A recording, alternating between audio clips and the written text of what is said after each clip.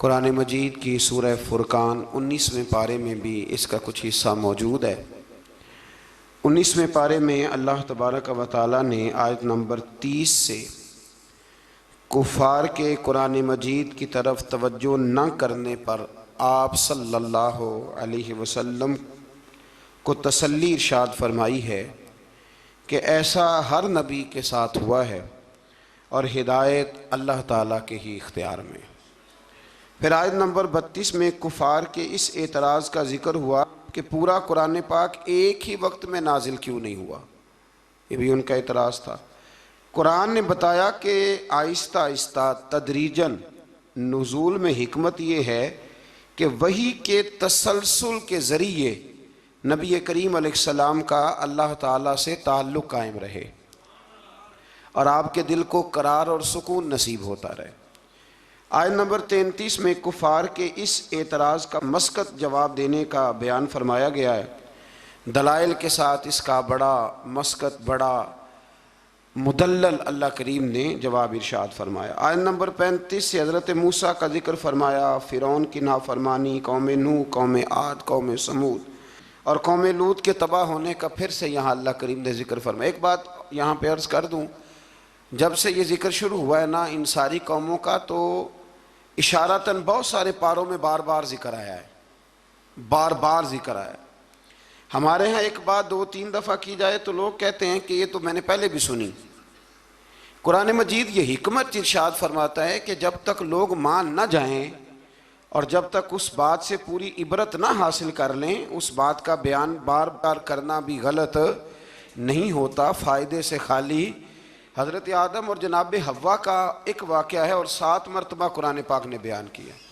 लेकिन मज़े की बात यह है कि जहाँ भी आप पढ़ेंगे नई दिलचस्पी नज़र आती है। इसलिए हुजूर ने फरमाया मेरा कुरान कभी पुराना नहीं होगा, इसे जब भी पढ़ोगे तुम्हें नई ताज़गी अता करेगा। आयत नंबर 45 से अल्लाह ताला ने साए के फैलाओ और सिमटाओ और नींद को बाइस राहत और दिन को ज़रिया मुआश बनाने को अपनी निशानी करार दिया है। फरमाया ये जो तुम्हें नींद आती है ये भी मेरी निशानियों में से निशानी है, ये भी मेरी निशानियों में से। यानी आप ज़रा समझें इस बात को, नींद भी अल्लाह की निशानियों में से, यानी वो गलबा कर लेती है आदमी पे। ज़िंदा इंसान है, खुली आँखें बंद हो जाती हैं और सुनने वाले कान सुनना छोड़ देते हैं और इंसान उठता बैठता चलता फिरता बिल्कुल यकदम लेट जाता है। तो फरमाया ये भी तो देखो ना, ये भी तुम्हारे रब की निशानी है कि तुम्हारे ऊपर उसने नींद को तुम्हारे लिए सुकून का सबब बनाया। अल्लाह ताला राहत वाली नींद अता फरमाए और अल्लाह ताला गफलत वाली नींद से महफूज फरमाए। आयत नंबर 48 से बारिश के निज़ाम, आसमान से पाक पानी के नुज़ूल, इसके ज़रिए बंजर ज़मीन को ज़रखेज़ बनाने, समुंदरों में मीठे और नमकीन पानी के अलग अलग जारी होने और दीगर इनामात का अल्लाह ने ज़िक्र फरमाया है। पानी जब आसमान से उतरता है तो मीठा होता है कि नमकीन होता है? अल्लाह की कुदरत है ना कि जब वो दरियाओं समुंदरों में जाता है तो नमकीन अलग मिलता है, मीठा अलग मिलता है। आयत नंबर 54 में बताया कि इंसान का जोहर तख्लीक पानी है, बुनियादी तौर पर यह भी पानी से पैदा किया गया। फिर इसके ज़रिए नसब और ससुराल के रिश्ते कायम किए गए, यानी ससुराल के रिश्ते ये भी अल्लाह तबारक व तआला ने कुरान मजीद में इसका भी ज़िक्र इरशाद फरमाया। सूरतुल फुरकान के आखिरी रुकू में आसमानों में बुर्ज बनाने, सूरज और चाँद की रोशनी और निज़ाम लैलो नहार को अल्लाह ताला की कुदरत की दलील के तौर पर बयान किया गया। इसके बाद अल्लाह ताला के महबूब बंदों के आला सिफ़ात का बयान है। व इबादुर्रहमानिल्लज़ीन यमशून अलल अर्दि हौना, फरमाया रहमान के बंदे ज़मीन पर आजिज़ी से चलते हैं। व इज़ा ख़ातबहुमुल जाहिलून क़ालू सलामा, जाहिल उनसे उलझना चाहें तो वो उलझते नहीं, बल्कि वो, एक बात ज़रा मेरा दिल है यहाँ कह दूँ, एक आदमी ने ना अलिफ बा ता सा से लेकर पूरा कुरान मजीद पढ़ा है, पर उसके बाद उसने उसकी कुछ ना कुछ तजवीद भी पढ़ी, फिर कुछ ना कुछ तर्जमा भी पढ़ा। समझ लें कि 30 पारों का खाली तर्जमा ही एक बंदा पढ़ गया है और एक शख्स उसके सामने आके बैठा है जिसे सूरत इखलास का तर्जुमा भी ठीक नहीं आता। अब वो जो पढ़ा लिखा आदमी है वो दलील कैसे देगा, उसको समझाएगा कैसे? इसलिए कि उसकी सोच ही नहीं है, उसको पता ही नहीं है। शेख सादी फरमाया करते थे कि अनपढ़ इंसान के सामने किताब और ईंट बराबर होती है, इसलिए कि ना वो किताब को पढ़ सकता है और ना वो ईंट को, तो उसके लिए तो बराबर है। अनपढ़ बंदे को मसला समझाना और किसी बेवकूफ़ को बात समझाना और फिर उससे अगली बात, कुछ लोगों ने कुछ चीज़ों का जायका चखा होता है, उनको इत्मीनान कल्बी नसीब हुआ होता है, कुछ लोग बिल्कुल उससे नाआशना होते हैं। अब वो जो नाआशना बंदा है ना, वो बहस करता है, वो कहता है जी किस तरह हो सकता है, ये मतलब हो कैसे सकता है, मुमकिन कैसे? जब तक इंसान माँ बाप से प्यार नहीं करता तो माँ बाप की मोहब्बत की चाशनी की उसे खबर नहीं होती, और जब तक उसके बच्चे नहीं होते मोहब्बत पिदरी और माँ की ममता, इन दोनों चीज़ों की उसे खबर नहीं होती। तो इसलिए अल्लाह के बंदों ने फिर इन लोगों से बहस नहीं की। बहुत सारे लोग ऐसे हैं जो कहते हैं कि मैं उस चीज़ को समझूं जिसको वो समझ सकते नहीं, इसलिए कि एक शख्स ने 8 साल लगाए, 10 साल लगाए। कुरान मजीद की तफसीर से पहले बहुत सारी इमदादी कुतब हम बच्चों को पढ़ाते हैं, बहुत सारी चीज़ें समझने के लिए। तो जुहला बहस करते हैं, बहस ना करें। और जब आपको पता चल गया सामने वाला जाहिल है, तो फिर अगर आपने बहस की तो इसका मतलब है कि आप बेवकूफ़ हैं, आपने ये गलत काम किया। तो अल्लाह के बंदे कभी भी जाहिल आदमी से बहस नहीं करते। और आगे फरमाया वल्लज़ीना यबीतूना लिरब्बिहिम सुज्जदन व क़यामा, फरमाया वो रातें अपने रब के लिए सजदे और क़याम में गुजारते हैं। और सारी रात इबादत करने के बाद भी सवेरे वो ये नहीं कहते मैं इबादत गुजारूँ, वल्लज़ीना यक़ूलूना रब्बना अस्रिफ़ अन्ना अज़ाब जहन्नम इन्ना अज़ाबहा काना गरामा। सवेरे उठ के कहते हैं अल्लाह हमें जहन्नम के अज़ाब से महफूज रखना, बेशक तेरा अज़ाब गले में अड़ जाने वाला है। गरामा, ए अल्लाह तेरा अज़ाब गले में अड़ जाने वाला है, ए अल्लाह हमें उससे निजात अता फरमा। यानी वो रात सारी इबादत करके भी सुबह अपने रब से माफ़ी का सवाल ही करते। अल्लाह अकबर। फिर इससे आगे सूरत शुअरा शुरू होती है। इस सूरत की आयत नंबर 224 में शुअरा का जिक्र है, इसलिए इसका नाम शुअरा रखा गया है।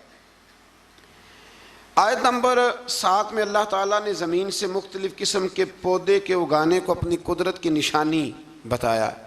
इसी सूरत में एक बार फिर हज़रत मूसा अलैहिस्सलाम के फ़िरौन के पास जाके दावत हक़ देने का जिक्र फरमाया। ये कई दफ़ा सुन चुके हैं ना आप, कुरान मजीद ने फिर बयान फरमाया है, फिर बयान फरमाया। ये तकरार फ़ायदा मंद होती है। अल इल्म बित तकरार, हमारे जो सरफ नाव के साथिदा है वो कहते हैं कि तकरार से इल्म आता है, नहीं बार बार किसी बात के बयान करने से वो बात याद हो जाती। एक साहब मुझे कहने लगे कि फ़लाने अल्लामा साहब की तकरीरें मुझे याद हो गई हैं सारी। मैं क्या चल 2-3 सुना विचों, लेकिन सुना सकते। तकरार फ़ायदेमंद होती है, अगर काम की चीज़ की तकरार हो तो उसको बार बार समझना चाहिए। तो फ़िरौन की तरफ हज़रत मूसा अलैहिस्सलाम के भेजने का यहाँ अल्लाह ने जिक्र फरमाया। बशरी तकाज़े के तहत मूसा अलैहिस्सलाम के खदशात का जिक्र है। फ़िरौन की तरफ से मूसा की तरबियत के एहसान जताने का भी जिक्र है। पीछे आप पढ़ रहे हैं ना कि हज़रत मूसा उसी के घर में पले थे, तो वह कहेगा कि मैंने पाला है तो आप मुझे ही तबलीग करने आ गए। फ़िरौन ने दावत तौहीद के जवाब में कहा कि रब्बुल आलमीन कौन है? उन्होंने फरमाया वो आसमानों और ज़मीनों, मशारिक और मगारिब और तुम्हारा और तुम्हारे आबाओ अजदाद का रब है। इस मकाम पर भी एक बार फिर जादूगरों के मुकाबले में मूसा अलैहिस्सलाम के मोजज़ात, ख़ास तौर पर वो जो आपका अज़दहा बन गया था ना और फिर वो गालिब आ गया था, उसके आने का फिर एक दफ़ा अल्लाह ने जिक्र फरमाया। फिर जादूगरों के ईमान लाने और फ़िरौन की तरफ से कैद में डालने, हाथ पाँव को मुखालिफ सिमत में काटने और सूली पर चढ़ाने की धमकी का भी जिक्र है। फिर इस बात का बयान है कि मूसा अलैहिस्सलाम बनी इसराइल को लेकर गए, सामने समुंदर था, पीछे फ़िरौन था और इसके पैरोकारों का ताक़ुब भी था। अल्लाह के हुक्म से मूसा अलैहिस्सलाम की लाठी की ज़रब से समुंदर भी फट गया, बनी इसराइल के रास्ता बना, वो सलामती के साथ समुंदर पार चले गए। फ़िरौन अपने लाओ लश्कर समेत समुंदर में गर्क हो गया। या मुफस्सिरीन ने एक और बात छेड़ी है, हज़रत मूसा अलैहिस्सलाम डंडा फेंकते हैं, वो अज़दाब बन जाता है और सारे जो उनके बड़े बड़े शाम थे जादूगरों के वो खा जाता है। हज़रत मूसा अलैहिस्सलाम डंडा मारते हैं, पत्थर से पानी निकल आता है। हज़रत मूसा वही डंडा मारते हैं तो समुंदर से 12 रास्ते बन जाते हैं। तो ये डंडा फ़िरौन को क्यों नहीं मारा उन्होंने? ये डंडा फ़िरौन को क्यों नहीं मारा? ये मुफस्सिरीन ने बहस छेड़ी है। अल्लाह ने उन्हें ताकत दी है ना, और वो जहाँ जहाँ चाहते हैं उनका वो असा मुबारक काम आता है, तो एक मारते उसको भी काम ख़त्म हो जाता। तो फिर समझ लें कि अल्लाह नबी को जो मोजज़ा देता है तो हुक्म देता है कि ये आपने इस्तेमाल भी मेरे हुक्म से ही करना है। वली को जो करामत देता है तो फरमाता है ये इस्तेमाल भी आपने मेरे हुक्म से करनी है। इसलिए पीछे आप पढ़ रहे हैं कि अल्लाह फरमाते हैं कि हम काफिरों के मुतालबे पे अजाब नहीं नाजल करेंगे। कहते हैं जितना ही कामिल है तो फिर दिखाए ना कुछ है। तो ये तो बोली मैं आपको सुनाया हूँ, ये तो कुफर की बोली है। तो अबू जहल कहता था फिर लाइए अजाब, लाइए हमारे ऊपर अजाब जिसकी आप बात करते थे। तो ये तो बोली बड़ी गलत है कि कोई शय है तो दिखाओ, ये तो बात बड़ी दूर जाती है। अल्लाह हिदायत का नूर अता फरमाए। आयत नंबर 69 से फिर एक बार हजरत इब्राहीम का जिक्र है। सुभान अल्लाह, कैसे प्यारे नबी हैं अल्लाह के। बार बार रब करीम उनकी शानों का बयान फरमाता है। वो अपनी कौम को बुतों की बेबसी की जानिब मुतवज्जो करते थे। फिर इब्राहीम अलैहिस्सलाम अल्लाह ताला की नेमतों का इतराफ़ करते हुए फरमाते, अल्लाह ने मुझे पैदा किया है, वही हिदायत देने वाला है, वही मुझे खिलाता है, वही पिलाता है। जब बीमार होता हूँ तो वही मुझे, अल्लाह अकबर, कई दफ़ा एक ही डॉक्टर से दवाई लेते हैं तो आराम आ जाता है, फिर दोबारा उसी से लेते हैं तो आराम। इसका मतलब है कि हज़रत इब्राहीम फरमाते हैं कि शिफा भी मेरा अल्लाह ही मुझे देता है। फिर फरमाया वही मेरी रूह कब्ज़ करेगा और आखिरत में दोबारा पैदा करेगा। मुझे यकीन है क़यामत के दिन मेरी ख़ताओं को भी माफ़ फरमाएगा। इब्राहीम फरमा रहे हैं अल्लाह के नबी। उन्होंने कौन सी ख़ताएँ की थी जी? सारी ज़िंदगी अल्लाह की राह में जिहाद करते गुजर गई, फिर भी डर के दुआ मांगते हैं। संगियो गाफिल न बने, गाफिल हर वक़्त माफ़ी मांगना ये अल्लाह के बंदों का तरीका है। मेरे रसूल करीम अलैहिस्सलाम ने फरमाया मैं दिन में 100 दफ़ा अपने रब से इस्तिग़फ़ार करता। बार बार इस्तिग़फ़ार करें, बार बार उससे माफ़ी मांगें। वो माफ़ी मांगने वाले से बड़ा ही राज़ी होता है। अल्लाह तौफ़ीक़ अता फ़रमाए। ये अम्बिया का हमारे लिए तालीम है, ये तालीम उम्मत है, वरना उन्होंने कौन सी ख़ताएँ की। अल्लाह अकबर। फिर फरमाया वो दुआ करते हैं कि ए मेरे परवरदिगार तो मुझे सही फ़ैसला करने की कुव्वत अता फ़रमा और मुझे नेक बंदों के साथ मिला दे। पढ़ना ज़रा घर जाके सूरह शोरा, आपको समझ आएगी। अल्लाह के नबी दुआएं मांगता है, या अल्लाह हमें नेकों की संगत अता फरमा। हमारे ज़माने में ज़रूरत ही कोई नहीं नेकों की, और फिर संगत, फिर उनके साथ रहना, पास बैठना, इसकी ज़रूरत ही कोई नहीं। सारे खुद ही बड़े बड़े पीरे कामिल हैं। बल्कि अब तो बहुत सारे लोग कहते हैं पीर साहब को भेजो थोड़ी देर मेरे पास बैठे, मैं को सबक पढ़ाऊँ। माज़अल्लाह ताला। ऐ अल्लाह बाद में आने वाले लोगों में मेरा ज़िक्र खैर सच्चाई के साथ जारी फरमा, मुझे जन्नत की नेमतों का वारिस बना और मुझे क़यामत के दिन रुसवा ना फरमाना। ये पता क्या है, ये ना बंदे का अल्लाह से रिश्ता है। ये रिश्ता है, बंदा जब उसकी नेमतों को सोचता है और फिर अपने रोज़मर्रा की इबादत को, नेकी को सोचता है, तो फिर कहता है अल्लाह तूने बड़ा दिया है, मुझे रुसवा ना कर देना। ये कई दफ़ा खुफिया तदबीर भी होती है ना। हाँ, ये कई दफ़ा बहुत शानें जब मिल जाती हैं तो खुफिया तदबीर भी होती है। खुफिया तदबीर भी होती है। एक दरवेश कहा करते थे कि जब अल्लाह ताला तुम्हें दुनिया में बहुत सारा अजर दे दे ना, नेकियां दे दे, प्यार करने वाले दे दे, दौलत दे दे, तो फिर भी अल्लाह से डरा करो कहीं ऐसा तो नहीं कि वो सारी नेकियों का अजर दुनिया में देना चाहता है और आखिरत में तुम्हारा हिस्सा ही कोई नहीं, सारा कुछ यही ना दे दे। इसलिए उसकी बारगाह नाज में ये भी दुआ फरमाएं कि अल्लाह क़यामत की रुसवाई से महफूज फरमाए। अल्लाहुम्मा मस्तुरना बिसित्रिकल जमील, अल्लाह सोने पर्दों में से एक पर्दा नसीब फरमा। आयत नंबर 91 से मुत्तकीन और सरकश लोगों के साथ होने वाले सलूक का जिक्र फरमाया। एक ने सारी जिंदगी तकवा किया, एक ने सरकशी की, घोड़ों की तरह भागा, मर्जी की जिंदगी जिया। अल्लाह ने दोनों का जिक्र फरमाया। और फरमाया गुमराह लोगों के जहन्नम में आपस में लड़ने और हर तरफ से नाउम्मीद होने और इनके दुनिया में वापस जाकर ईमान लाने की नामुमकिन ख्वाहिश है। यहाँ बड़े लोग कहते हैं जी अल्लाह चाहे और नेकोकारों को जो है वो माज़अल्लाह दोज़ख में डाल दे और हमें अल्लाह चाहे तो बख्श दे। जिसने उठती हुई जवानी में भी अपनी नज़र झुका के रखी और जेब में लाखों करोड़ों होने के बावजूद भी अपने रब की रिजा वाली बात की और तू सारी जिंदगी गुजारे बेहयाई और फाशी में और दावे तो अजीब कर दे। अल्लाह बेनियाज ज़रूर है पर बेइंसाफ नहीं, बेनियाज ज़रूर है पर वो बेइंसाफ, ये समझ लें। हाँ, किसी को ये दावा नहीं करना चाहिए कि मैं नेक हूँ तो जन्नत मेरे नाम अलाट हो गई है, दुआ करनी चाहिए और उसकी बारगाह में माफ़ी चाहनी चाहिए। लेकिन ये जो गुनाहगार फिर दलेरों जैसी बातें करते हैं ना, इसका तो मामला ये है कि एक गुनाहगार ऊपर से सीना जोर, ये जुल्म है, ये जबर है, इससे बचें। हाँ, अगर कोई रब की रहमत का बाजू थाम के बात करेगा तो अल्लाह बड़ा ही करम फरमाने वाला है। आयत नंबर 105 से नूह अलैहिस्सलाम की दावत हक का जिक्र है। वो रसूल अमीन थे। सरकश लोगों ने कहा हम आप पर कैसे ईमान लाएं, आपके पैरोकार तो पसमानदा लोग हैं। ये नूह अलैहिस्सलाम की कौम का जरा अंदाज सुन ले। कहने लगे पसमानदा से गरीब गरीब से बंदे आपके कलमा पढ़ने वाले हैं, हम चौधरी हो के आपको मान जाएं, ये कैसे हो सकता है। फिर नूह अलैहिस्सलाम अल्लाह ताला से अपने और अपनी कौम के दरमियान आखिरी फैसले की दुआ मांगते हैं। अल्लाह ताला इनको और इनके पैरोकार मोमिनों को कश्ती के ज़रिए निजात अता फरमाता है और सरकश कौम तूफ़ान में डूब जाती। आयत नंबर 124 से हज़रत हूद अलैहिस्सलाम और इनकी कौम आद का जिक्र है। अल्लाह ताला ने इस कौम पर नेमतों की फरावानी की, चुपायों, औलाद और नहरी बागात की सूरत में फरमाई। उन्होंने मजबूत मकानात और बुलंद मकामात पर इशरत गाहें तामीर कर ली। आजकल भी फार्म हाउस नहीं बन जाते, जल्दी जल्दी से फार्म हाउस बन जाते। बेलाखर नबी की तकजीम की बिना पर अल्लाह ने इस कौम को भी हलाक कर दिया। फिर आयत नंबर 141 से हज़रत सालेह अलैहिस्सलाम और इनकी कौम समूद की नाफरमानियों का जिक्र है। इन पर अल्लाह ताला ने नेमतों की फरामानी फरमा रखी थी। मीठे चश्मे, बागात, ज़रख़ेज़ ज़मीन की कसरत, पहाड़ों को तराश कर मकान बनाते थे। लेकिन जब उन्होंने नाकत अल्लाह यानी अल्लाह की ऊँटनी की बेहुरमती की तो इन पर आज़ाब नाजिल हुआ।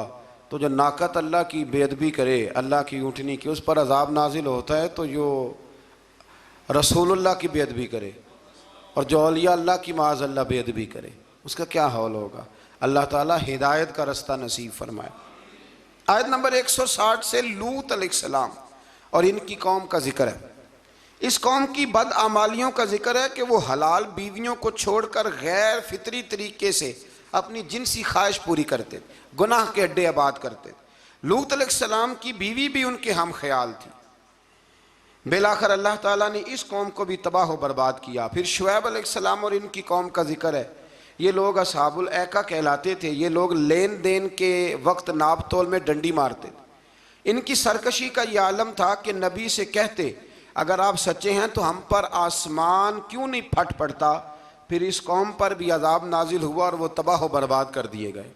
लूत अलैहिस्सलाम की बीवी भी साथ रहती थी लेकिन काफिरों की हम ख्याल थी। और नूह अलैहिस्सलाम का बेटा भी और उनके घर वाले भी कुछ इसी तरह के थे। एक बात जहन में रखें, दो भाई इकट्ठे रहते हैं, दोनों ने अपनी अपनी कब्र में जाना है।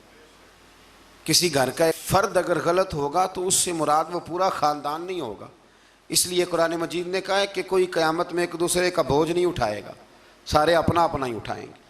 आयत नंबर 192 में बताया कि कुरान अल्लाह का कलाम है जिसे वाज़े अरबी ज़ुबान में जिब्रील अमीन ने मुहम्मदुर रसूलुल्लाह सल्लल्लाहु अलैहि वसल्लम के कल्बे पाक पर नाजिल गए। कुरान के लफ्ज़ नुज़्ज़िला अला कल्बिक, महबूब हमने आपके ना दिल पर इसे नाजिल फरमाया।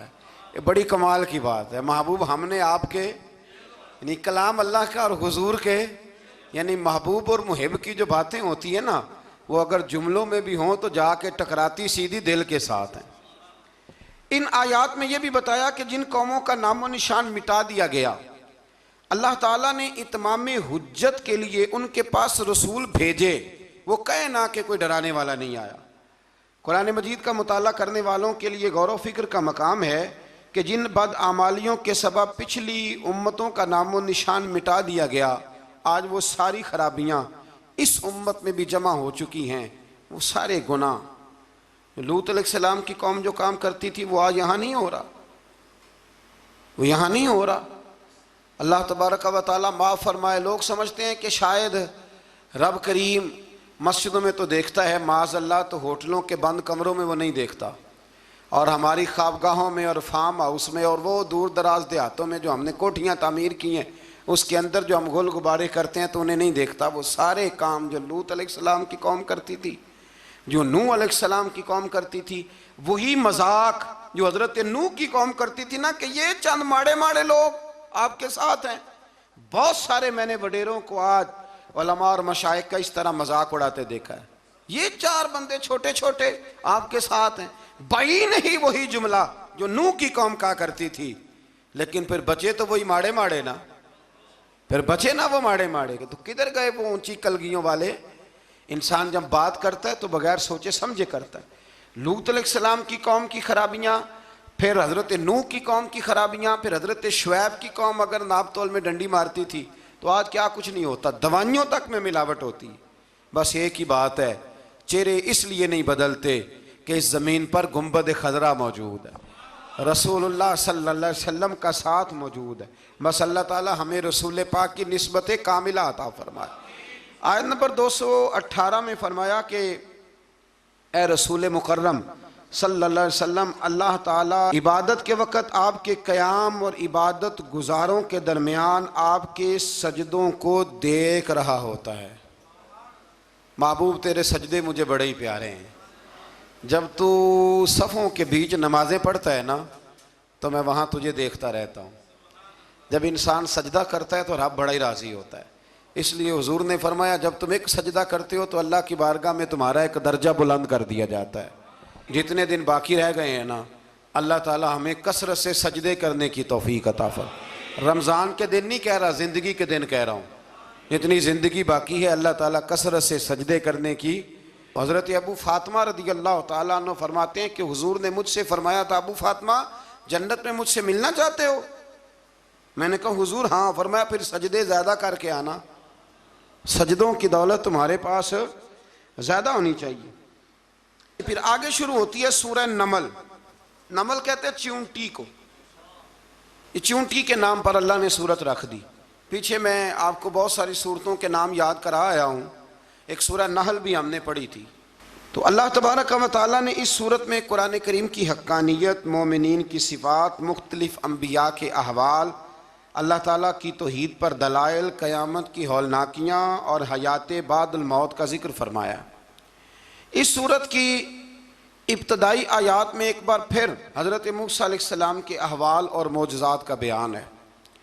आयत नंबर 16 से सुलेमान अलैहिस्सलाम का जिक्र है। वो दाऊद अलैहिस्सलाम के वारिस थे, बेटे थे, और इन्हें परिंदों की बोलियां सिखाई गईं। जिन्नात और इंसानों के लश्कर का एक फ़ौजी डिसिप्लिन के साथ इनके पास हाज़िर रहते थे। वो जो उनका लश्कर था ना, उसमें इंसान भी थे, जिन भी थे, और उसके अंदर परिंदे भी थे। उनका लश्कर था, वो हमेशा उनके पास रहते थे। हज़रत सुलेमान अलैहिस्सलाम गुज़र रहे थे तो एक मकाम से आप गुज़रे जहाँ चींटियाँ बड़ी कसरत के साथ थी। तो एक चींटी जो उन चींटियों की सरदार थी, उन चींटियों की बड़ी थी, और मुफस्सिरीन किराम ने यह भी लिखा है कि वो थी भी, एक आँख उसकी कोई नहीं थी, एक टांग उसकी कोई नहीं थी, लेकिन इस हाल में भी वो चींटी जो थी वो चींटियों की क़यादत कर रही थी। तो हज़रत सैयदना सुलेमान अलैहिस्सलाम का लश्कर जब वहाँ से गुज़रा तो वो कहने लगी, या अय्युहन नमल उदखुलू मसाकिनकुम, कहने लगी चींटियों अपने बिलों में घुस जाओ। कहीं ऐसा ना हो कि सुलेमान अलैहिस्सलाम का लश्कर बेदहानी में, सुलेमान का लश्कर तवज्जो ना करे और तुम्हें पाँव के नीचे मसल दे। लिहाजा इस तरह करो कि तुम अपने अपने बिलों में घुस जाओ। हज़रत सुलेमान अभी 3 मील दूर थे। तमाम मुफस्सिरीन ने लिखा है 3 मील दूर थे। तो वहाँ से चींटी बोली तो कुरान कहता है कि हज़रत सुलेमान उसकी बात सुन के हंस पड़े। फतबस्सम दाहिका, आप उसकी बात सुन के हंस पड़े कि देखो ये चूंटी क्या कह रही है, ज़रा गौर करना बात पर कि हज़रत सुलेमान 3 मील दूर फासले पर चूंटी की बात भी सुन लेते हैं। मौलवी ने कुरान की आयत पक्की याद कर ली, आना बशरुम मिसलुकुम, कहता है हुजूर ने कहा मैं तुम्हारी तरह का बशर हूँ। नबी हमारी तरह होते हैं जी, तो वो तो 3 मील दूर चींटी की आवाज़ सुन लेते थे। इसके कान में चींटी रखो भला, इसे कहो कि बता भला क्या कहती है, कुछ बताएगा फिर दौड़ लगा देगा शायद। कान में रखो इसको, कहो बता चींटी क्या कहती। और अगर ये लफ्ज़ ना होते कुरान के कि जब उन्होंने सुना तो हंस पड़े, ये जुमले ना होते तो शायद इसको भी ना मानते। लेकिन हज़रत सुलेमान ने सुनी चींटी की बात और अब अगली बात कहने लगा हूँ। बड़े खूबसूरत लफ्ज़ लिखे हैं मुफस्सिरीन ने, फरमाते हैं देखो एक चींटी ने एक जुमला बोल के, एक चींटी ने एक जुमला बोल के अपने कबीले की खैर खाई की तो रब ने उसका जुमला भी कुरान में बयान फरमा दिया। तो जो सारी ज़िंदगी लोगों को जुमले बोल बोल के कहे रब रसूल की तरफ आ जाओ, तो अल्लाह क़यामत में उसकी बात को कायम नहीं फरमाएगा। जो भी किसी की खैर खाई करे वो एक जुमला बोल के करे और हो भी चींटी, तो अगर अल्लाह उसका जिक्र कुरान में बाकी रखता है तो मैं और आप अगर किसी की खैर खाई करेंगे तो इंशाल्लाह जिक्र बाकी रहेगा। शर्त यह है कि करें खैर खाई, खैर खाई करो किसी की, एक जुमला बोल के भी करो, चींटी भी हो तो अल्लाह कुरान में जिक्र बाकी फरमा देता है। तो अल्लाह तबारक व तआला ने इस बात का जिक्र कुरान मजीद में फरमाया। इस पर कई कुछ लिखा है। इसी तरह से एक बात और लिखी है हमारे मुफस्सिरीन ने कि हज़रत सुलेमान एक दिन ना इसी तरह निकले, कहत पड़ गया था, बारिश नहीं होती थी, तो हज़रत सुलेमान बाहर मैदान में निकले दुआ करने के लिए, खुश्क साली थी। तो जब आप गए तो एक चींटी अपने पर फैला के दुआ मांग रही थी। तो रब करीम ने फरमाया सुलेमान आप वापस चले जाएं, बारिश आ जाएगी पर आएगी चींटी की दुआ पे। तो हज़रत सुलेमान ने अर्ज़ की मौला मैं भी तो इतना लश्कर लेके आया हूँ ना, तो चलो हमें भी दुआ कर लेने दे, तू चींटी की दुआ पे बरसा देना पर दुआ कर लेने दे। फरमाया नहीं आप वापस जाएं, दुआ ना मांगे। या अल्लाह क्यों? फरमाया चींटी का दिल टूट जाएगा, वो तो कहेगी कि ये सुलेमान के लश्कर दुआ पे फिर बारिश आई है। तो आप ना करें ताकि उसके दिल में ये बात रहे कि नहीं मेरे रब ने मेरी दुआ पे बारिश फरमाई है। आप जाएं, आज बारिश आएगी पर आएगी चींटी की दुआ पे। तो जो चींटी बारिश की दुआ करे कौम के लिए, अल्लाह अगर उसका जिक्र कायम रखता है तो जो अपनी कौम के लिए हिदायत की दुआ करे। और कभी कभी गर्दन झुका के देखा करो कि दिल में रसूलुल्लाह की उम्मत का दर्द कितना है। अगर कहीं हुजूर की उम्मत का दर्द है तो फिर इंशाल्लाह जिक्र क़यामत तक बाकी रहेगा, फिर इंशाल्लाह क़यामत तक आने वाली नस्लें भी आपका जिक्र करेंगी अगर हुजूर की उम्मत का दर्द सीने में मौजूद है। इसी तरह से फिर हज़रत सुलेमान के लश्कर में ना एक हुदहुद नामी परिंदा भी था, लश्कर का कारकुन था परिंदा। हुदहुद गायब था। तो हज़रत सुलेमान कहने लगे किधर गया वो हुदहुद, नजर ना आ जाया सख्त सजा दूंगा। यहाँ तो कोई अच्छी खबर लाएगा, क्योंकि वो हुदहुद परिंदा जाता था तो खबरें ला के देता था, वरना सजा दूंगा। उतनी देर में हुदहुद भी आ गया। तो ये परिंदे जो कारकुन होते हैं बड़े सियाने होते हैं, कभी बंदा नाराज हो तो सही खबरें ले आते हैं। तो सही खबर लेके आ गया, आते ही आके बैठा। तो उसने हज़रत सुलेमान अलैहिस्सलाम ने कहा कहाँ थे? अर्ज़ करने लगा हुजूर मैं मुल्क सबा गया था, वहाँ एक औरत हुक्मरानी करती है, उसका नाम बिल्कीस है, बहुत बड़े तख्त पे बैठती है, 80 गज उसका तख्त लंबा है, 40 गज चौड़ा है और शायद 80 मान के 80 टन उसका वजन है। तो हुजूर वो सूरज को पूछते हैं। तो हज़रत सुलेमान ने फ़ौरन ख़त लिखा, फरमाया जाके उसे मेरा ख़त दे दो कि यहाँ तो कलमा पढ़ के हमारी फरमा बरदार बन जाए, वरना तैयार हो जाए। जो अल्लाह के गैर को पूछते हैं हम उनके ख़िलाफ़ जंग करेंगे। वो जब लेके गए ना ख़त, ये हुदूद गया तो वो मीटिंग कर रही थी, उसके वज़ीर मशीर सारे बैठे थे। इसने जाके ख़त फेंक दिया मलका बिल्कीस की झोली में। उसने ख़त पढ़ा तो डर गई, वज़ीरों को बुलाया। हज़रत सुलेमान, कुरान कहता है हज़रत सुलेमान ने कहा था ख़त फेंक के ना तो साइड पे होके सुनना वो क्या कहते हैं। बंदों के लिए मना है, परिंदों के लिए जायज़ है। बंदों के लिए मना है साइड पे होके सुनना। हाँ, जिसकी जासूसी की ड्यूटी हो, कुफर की जासूसी की, उस बंदे के लिए भी जायज़ है। तो यहाँ एक तो वो परिंदे थे, दूसरा कुफर की जासूसी कर रहे थे। साइड पे होके सुनने लगे तो मलका बिल्कीस कहने लगी अब क्या करना है, ये खाता आया है। तो वो कहने लगे हम तैयार हैं, आप हुक्म करें, हम लड़ने को तैयार हैं, लड़ेंगे। वो कहने लगी नहीं, तेजी ना दिखाओ, कुरान मजीद कहता है कि वो कहने लगी जब लड़ाइयाँ होती हैं तो शहर तबाह होते हैं, मुल्क खंडर बन जाते हैं, लड़ाई मसले का हल नहीं है। उन्होंने कहा कि मैं नबी हूं, एक दफा आजमा लेते हैं कि नबी हैं कि नहीं, माज़अल्लाह आजमा लेते हैं। कहा कैसे? कहने लगी तोहफे तो आए भेजते हैं, अगर माल पर दिल ललचा गया तो फिर नबी नहीं बादशाह है, और अगर माल पर दिल ललचाया ना तो फिर अल्लाह के कामिल बंदे। ये फ़र्क उसने उस वक़्त बयान किया।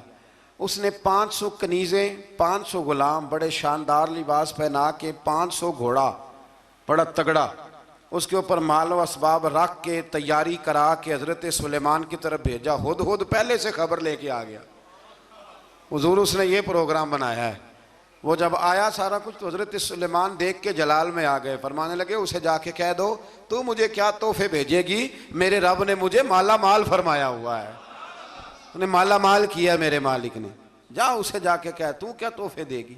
जब रब देता है तो फिर कोई कमी ना वो नहीं छोड़ता। बंदे क्या दे सकते हैं, बंदे तो बेचारे 10 देख के तो 10 दिन उनकी आंखें नहीं खुलती।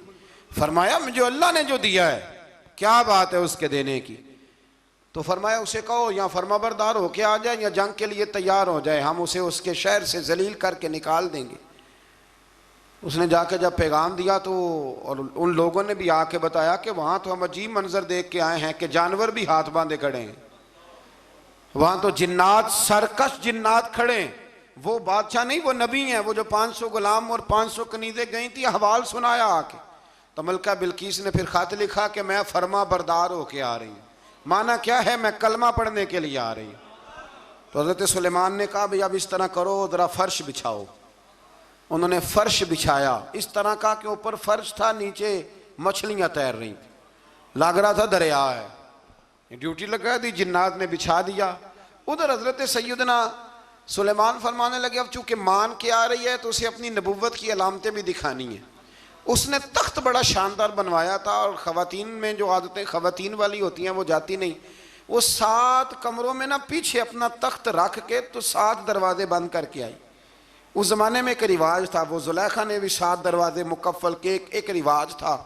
एक कमरा, फिर कमरे के पीछे कमरा, फिर उसके पीछे कमरा, फिर उसके पीछे कमरा, और उसको बड़े मोटे ताले लगाए जाते थे। और फ़लसफ़ा ये था कि एक ताला तोड़ेगा कोई तो जब तक सिपाही आ जाएंगे, और अगर उसके तोड़ने तक ना आए तो दूसरे के तोड़ने तक आ जाएंगे, और उसके तोड़ने तक ना आए तो 7वें तक तो आ ही जाएंगे। ये उन लोगों का नफसियाती मामला था, सोच थी। 7 कमरों में मुकफ़ल करके ना वो निकली। तो हज़रत सुलेमान अलैहिस्सलाम कहने लगे भाई मुझे उसका तख्त चाहिए उसके आने से पहले, उसके आने से। इस वाक़े की क्या ज़रूरत थी कुरान पाक में, ये क्या हाजत थी, ये तख्त वाली सारी बात कुरान ने क्यों बयान की? पूछें आप अपने दिल से भी और इनकार करने वाले मुनकरीन से भी, इसकी क्या ज़रूरत थी? वो जो कहते हैं जी वली की करामत की क्या ज़रूरत है, सीधी सीधी नमाज पढ़ो, रोज़ा रखो, हज करो, ज़कात दो, तो पूछो इनसे एक सूरत नमल के अंदर इस सारी तफसील की क्या ज़रूरत थी? ख़त्म हो गई जब वो कलमा जो पढ़ रही है। तो फिर इस सारे वाक़े को रब क्यों बयान फरमाता है? हज़रत सैयदना सुलेमान फरमाने लगे तख्त चाहिए, और चाहिए उसके आने से पहले। काला इफरीतुम मिनल जिन, जिन्नों में से एक बहुत बड़ा जिन बोला, कहने लगा हुजूर आपका ये तख्त बर्खास्त होने से पहले ले आऊँगा। ये जो आप मीटिंग कर रहे हैं ना, या फैसले ख़त्म, कुछ ने लिखा सुबह से शाम तक मीटिंग होती है और उसको आने में पता नहीं कितने दिन लगेंगे, तो मैं ये बर्खास्त होने से पहले। और कुछ ने कह दिया आप शर्त क्यों लगाते हैं कि सुबह से शाम तक होती? उस जिन ने कहा दिया आप 10 मिनट में फारग हो जाएं, आप फारग होंगे तो तख्त आ जाएगा। मुफस्सिरीन ने लिखा है कि जब कुरान कहता है कि उसने कहा कि आपके फारिग होने से पहले, तो इसका मतलब है कि जब आप उठेंगे, ये जगह खाली कर देंगे तो तख्त यहां किवें हजारों मील का फासला है, आ जाएगा। पर हवाई जहाज पे कार्गो करा के जी, DHL के जरिए। कैसे आएगा?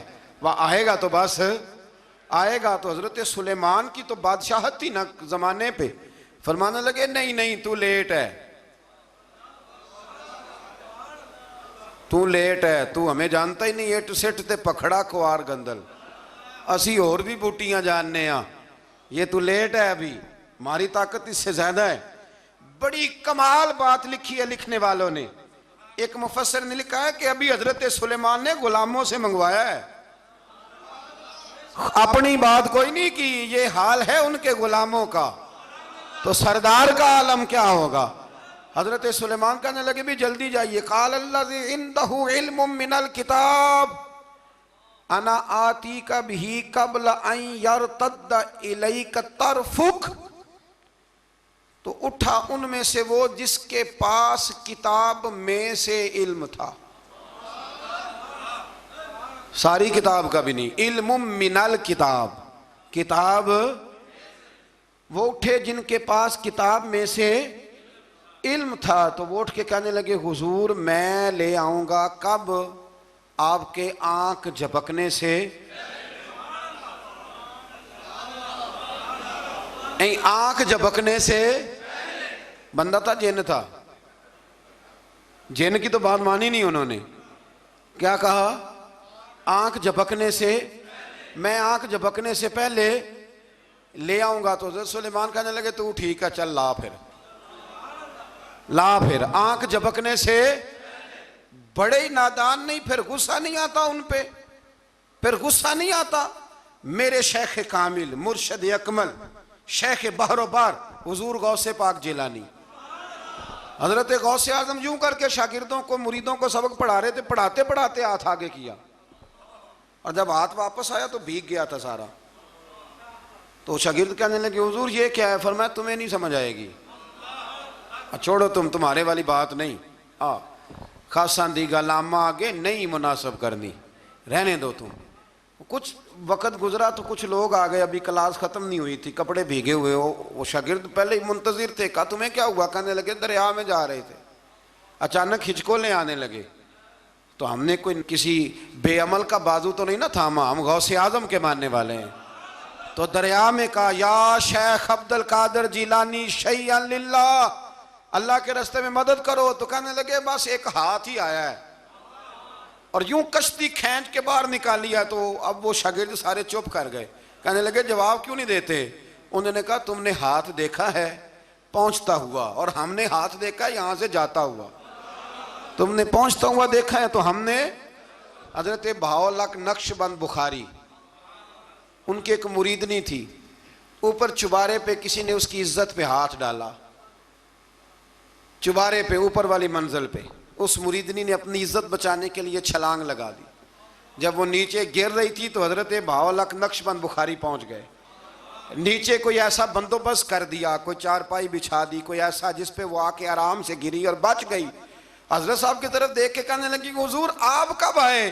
फरमाने लगे पुत्र जब तू चुबारे से चली थी तब मैं बुखारे से चला था, जब तू चुबारे से चली थी ना तब मैं बुखारे से चला था, और तेरे नीचे आने तक मैं भी पहुंच गया हूं। मैं भी माली दा कम राखी करना, पल कच्चे होण या पक्के, ये पीर मुरीदां दे सिर ते ही रहिंदा है। ये झूठे होण या सच्चे, ये पक्की गुलामी करें या कच्ची करें, पीर की भी मजबूरी होती है। क्या करें, पीर मुरीदां दे सिर ते ही रहिंदा है। ये झूठे होण या सच्चे, क्या किया जा सकता है? देखे ना, नाफरमान बेटे का भी तो जायदाद में हिस्सा होता है ना, नाफरमान भी हो तो जायदाद में हिस्सा। तो चलो बाप नाराज रहेगा तो अल्लाह नाराज रहेगा, बात अलग है, पर जायदाद का हकदार तो है ना, चाहे नाफरमान ही है। पीर मुरीदां दे सिर ते ही रहिंदा है, ये झूठे होण या। फिर वो तख्त आ गया तो हजरत सुलेमान से पूछा ये क्या है? काला हाजा मिन फजल रब्बी। फरमाने लगे कुछ भी नहीं। हजरत सुलेमान कहने लगे ये मेरे रब का फजल है। शायद सब मुफस्सिरीन ने बड़ी बड़ी बातें की हों, पर यहाँ एक काजी सनाउल्लाह पानीपती रहमतुल्लाह अलैह का फिक्रा मैं पढ़ रहा था, बड़ा मज़ा आ रहा था। काजी साहब फरमाने लगे इस आयत पे, काजी साहब कहते हैं जिन पर निरा फजल था हाज़ा मिन फज़ल रब्बी, निरा फजल। फरमाया उनकी तो इतनी ताकत है कि वो हज़ारों मील दूर से 80 गज लंबा 80 गज चौड़ा तख्त आंख झपकने से पहले ले आते हैं, और जिनके बारे में अल्लाह फरमाते हैं बश्शिरिल मुमिनीना बिअन्ना लहुम मिनल्लाहि फदलन कबीरा। फरमाया महबूब अपने गुलामों को खुशखबरी दे दें, बाकियों पे निरा फजल था, इन पर तो फजल कबीर है, इन पर तो बड़ा ही फजल है अल्लाह का।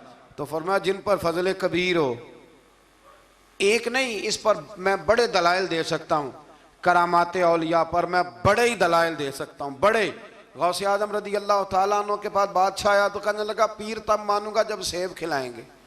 सेब का मौसम ही नहीं था, तो हजरत साहब आते ही उसे कहने लगे अब तू मेरी विलायत को सेबों पे तो ना तोल, अब सेब खिलाए तो वली या ना खिलाए तो वली कोई नहीं, ये तो अब मेरी विलायत को सेबों पे तो ना तोल। तो हजरत साहब ने यूँ हाथ उठाया तो अल्लाह ने 2 सेब अता फरमाए। तो वहाँ जुमला है हुज़ूर गौसे आज़म का, फरमाने लगे अगर अल्लाह हजरत मरियम सलामुल्लाह जो बनी इसराइल की वलिया हैं, वली है ना, वो नबी तो नहीं ना, औरत नबी नहीं हो सकती। फरमाया अगर अल्लाह उन्हें बगैर मौसम के फल दे सकता है, मैं तो मोहम्मद अरबी का नौकर हूँ। फरमाया अब ना 2 सेब आए थे, तो वो कहने लगा मेरे तो दिल में 1 सेब था ना, तो हुज़ूर गौसे आज़म ने ना 1 सेब मुझे दिया, 1 मैंने खाया तो 1 गौस पाक खाने लगे। कहते हो मैंने वो मुँह में रखा, ज़रा तुर्श था, तो मेरे चेहरे का वो रंग देख के ना, असर देख के कि तलखी महसूस, तो गौसे आज़म कहने लगे मेरे वाला खा। तो 1 उन्होंने काट के टुकड़ा दिया, कहते खाया तो बड़ा मीठा था। तो मैंने कहा हुज़ूर आए तो दोनों ही गैब से हैं, तो आपके वाला मीठा है मेरे वाला कड़वा है। तो आप फरमाने लगे आए तो दोनों गैब से थे, पर एक को ज़रा जालिम के हाथ लग गए हैं ना, उसको तंबीह भी कर दी कि जुल्म से बाज आ जा, तंबीह भी कर दी। पर मैं हाथ जालिम के लगे इसलिए तुर्श हो गया, सियाना बन। 1 नहीं 20 दर्जनों, लेकिन पता नहीं क्यों लोग अड़ गए, पता नहीं क्यों कड़ के आ गए करामत औलिया के मामले में बिल्कुल। और फिर किसी हदीस में ये नहीं आया कि इस ज़माने में वली होंगे तो इस ज़माने में वली नहीं होंगे। हुजूर ने फरमाया मेरी उम्मत कभी गुमराही पर जमा नहीं होगी। इकबाल कहते हैं औलिया क्या होते हैं, औलिया क्या हैं, जवासीसुल कुलूब। इकबाल कहता है वली का बहुत बड़ा वली तुमने देखना हो तो उसे देखो जो तेरे दिल का जासूस है। चलो ये मुश्किल बात है, मैं नहीं छेड़ता, लेकिन जो तेरे हाँ वो जासूसी करता है, पर करता है तेरे दिल की, वो तेरे दिल का जासूस होता है वली। और उस पर हुजूर की हदीस है, फरमाया इसकी फिरासत कल्बी से डर, ये अल्लाह के नूर से देखता है, डर इसकी फिरासत कल्बी से, अल्लाह तौफीक अता फरमाए। 12 इस वली का नाम था आसफ बिन बरखिया। आसफ बिन बरखिया जी हज़रत सुलेमान के वज़ीर थे। वो आई मलका बिल्कीस, और जब वो आई ना तो उसने देखा कि ये तो आगे सामने हज़रत सुलेमान बैठे हैं, और जो रास्ता है ना दरमियान में वो फर्श है कि दरिया है समझ नहीं आ रही। तो उसने ना अपना यूं करके ऊपर कपड़ा उठाना शुरू कर दिया कि नीचे पानी है। तो हज़रत सुलेमान कहने लगे चलती आ, नीचे कुछ भी नहीं। उसने पैर रखा, नीचे मछलियां भी तैरती जा रही थी। हज़रत सुलेमान अलैहिस्सलाम, आज भी अल्लाह ने तौफीक दिया ना, लोगों ने इस तरह की तामीरात बाद में की हैं, लेकिन इसके मौजिद इसके पहले बनाने वाले हज़रत सुलेमान है अल्लाह की दी हुई तौफीक से। तो वो मलका आपके पास आई, फिर वो आपकी फरमा बरदार हो गई, और बाद मुफस्सिरीन ने यह लिखा है कि उसने जब कलमा पढ़ा तो फिर उसका निकाह भी हज़रत सुलेमान से हुआ, ये भी बाज़ लोगों ने लिखा है। तो इस सारे वाक़े को कुरान मजीद ने बयान फरमाया है। फिर आयत नंबर 47 से कौम समूद का हज़रत सालेह अलैहिस्सलाम से बदशगुनी लेने का जिक्र है। अल्लाह ताला ने फरमाया बदशगुनी और नहूसत अल्लाह के नबी सालेह अलैहिस्सलाम की वजह से नहीं है, बल्कि तुम ही नहूसत और नामुबारकी है और तुम फितने में मुब्तला हो गए। अजीब बात है ना ये भी कि वो कहा करते थे कि हज़रत सालेह अलैहिस्सलाम जब से आए हैं हम पे तरह तरह की मुसीबतें आने लग गई। ये वो कौम कहा करती थी। आज भी कुछ लोग कहते हैं जी जब तक मैं गलत था ना तब तक मामला ठीक थे, अब मैं सही हो गया हूँ तो हालात। वो खुदा के बंदे, जब तू ठीक हुआ है तो रब तुझे कुंदन बनाना चाहता है। अल्लाह करीम वो सारी कमज़ोरियाँ जो बज़ाहिर इंसानों में होती हैं मुश्किलात में डाल के तो तेरी मिट्टी और गर्द झाड़ना चाहता है, लेकिन लोग माज़अल्लाह इसको बदशगुनी कहते हैं। अल्लाह समझने की तौफीक अता फरमा। आज नंबर 54 से एक बार फिर लूत अलैहिस्सलाम की कौम की फहाशी और इसके नतीजे में पैदा होने वाली तबाही और बर्बादी का जिक्र है। बार बार अब इसलिए बयान करता है कि फहाशी करोगे तो आसमान से पत्थर बरसेंगे, और पत्थर अब उस तरह नहीं बरस रहे जिस तरह उन कौमों पे बरसा करते थे, बरस रहे हैं पर हमें नज़र नहीं आते। बड़ा कुछ ही हो रहा है, बड़ी सारी तबाही उतर रही है, बड़े फितने पैदा हो रहे हैं। और मैं अक्सर कहा करता हूँ कि फहाशी जब आम होती है फिर तबाही होती है। फहाशी आम हो गई है, फहाशी आम हो गई, गंदे चैनल आम हो गए, बेहयाई और यानी ये रोड पे गंदे कभी बोर्ड लगे होते थे तो आप यकीन करें मैंने कानों से सुना है, बुजुर्ग कहा करते थे देखो जी इन्होंने किस तरह की बीबी की तस्वीर लगा दी। बहुत ज़माना नहीं गुजरा, मुझे याद है हम छोटे थे तो साबुन पर एक दफ़ा फ़ोटो छप गई मर्द औरत की इकट्ठी, तो इतना एहतजाज हुआ, शायद मैं कहीं फाइलों में तलाश करूं तो नवाए वक्त की वो मुझे कटिंग मिल जाए कि वो साबुन ने रैपर सारा ज़ाया किया। अब कौन एतराज़ करने वाला है? कोई ऐसा शख्स जो एतराज़ करे? बड़े बड़े गंदे बोर्ड लगे हुए हैं, ये बेहयाई हिजान पैदा करती। मैंने आपको कुरान मजीद सुनाया ना कि अल्लाह फरमाता है कि जो औरतें बूढ़ी हो गई हैं, अब निकाह की काबिल नहीं रही, वो पर्दा न भी करें तो उनको गुंजाइश है, लेकिन उसके बाद का अगर कर ले तो उनके लिए भी बेहतर है। तो जब बेहयाई और फहाशी और यानी आम होती है तो फिर यह हाल होता है कि नौजवानों के जज्बात में हिजान पैदा होता है, बच्चियों के जज्बात में हिजान पैदा होता है। इस्लाम गुनाह से नहीं मना करता, गुनाह के तरीकों से भी मना करता है। मैं कहा करता हूं कि नौजवानों की हर वक्त निगरानी की ज़रूरत होती है, हर वक्त।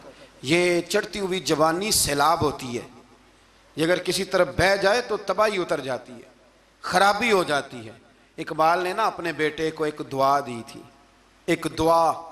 मेरी अल्लामा शाह नूरानी साहब रहमतुल्लाह अलैह से पहली मुलाकात हुई तो अब तो खैर ये रिवाज है ना तस्वीरें लेने का, उस वक़्त ऑटोग्राफ लेने का रिवाज होता था। तो मैं तालिब इल्मी का ज़माना था, मैं डायरी लिखा करता था। इससे पहले भी मुझे हज़रत एक दफ़ा ये शेर मैं पढ़ चुका था, सुन चुका था, तो मैंने उनके सामने ना ये किया आगे कुछ ऑटोग्राफ के लिए, तो उन्होंने मुझे ये इकबाल का शेर लिख के दिया, हया बाकी नहीं है ज़माने की आँख में, खुदा करे कि रहे तेरी जवानी बेदाग, खुदा करे कि रहे तेरी। इकबाल ने ये नहीं कहा अपने बेटे से, ये बेटे का नाम लिखी कि तेरी आँख में हया नहीं, बल्कि कहा हया बाकी नहीं है ज़माने की, ज़माना बेहया है। तो दुआ है कि हमारे बच्चों की जवानियाँ, और एक दफ़ा धब्बा लग जाता है ना जब, तो फिर शैतान एक दफ़ा रास्ता दिखाता है तो फिर मायल करता है, और फिर जो दूसरी तबाही है शादियों के लेट होने की, वो उससे बड़ी कबाहत है। कल भी मैंने कहा था, आज फिर कहता हूँ, खुदारा इस पर नज़रसानी करें। शरीयत हमें बड़ी आसान दी है ना, सोना ठंडा मीठा और प्यारा दीन अल्लाह ने हमें दिया है, जो अगर हम अमल करें तो कितना हमारे लिए आसान है। हमने अपने लिए मुश्किलात इकट्ठी कर ली हैं। अल्लाह ताला सब के हक़ में आसानियाँ फरमाए। और इसकी बुनियाद वही मामला है कि अगर बेहयाई को कंट्रोल किया जाए तो इस तरह के सारे वाक़यात को कंट्रोल किया जा सकता है। और अगर वो वाली सज़ाएँ दी जाएँ जो इस्लाम ने रखी हैं, इस्लाम ने रखी हैं, संसार करने वाली और चौक में संसार करने वाली, इसको रोड़े मारो। अगर शादीशुदा है तो चौक के अंदर इसे संसार करो, इसको भगाओ, पीछे से रोड़े मारो। अगर ये वाली सजा दी जाए तो निशान इबरत बन जाए। लेकिन हमारा कानून है ना, कहते हैं जी गुंजाइश नहीं इसमें, भाई अल्लाह रसूल का निज़ाम अमल करने के लिए गुंजाइश नहीं।